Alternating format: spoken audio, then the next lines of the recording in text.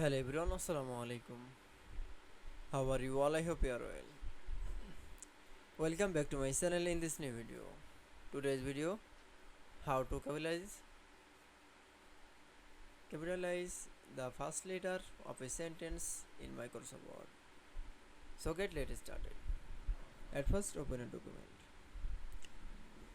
Then I show the page is all sentence is capital letter.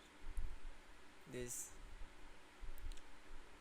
today's video is all sentence capital letter is first letter is capital. Then firstly select your all capital letter text and click for the sense case option. Now click for the capital is word. It's okay. Then I show the all sentence is first word is capital.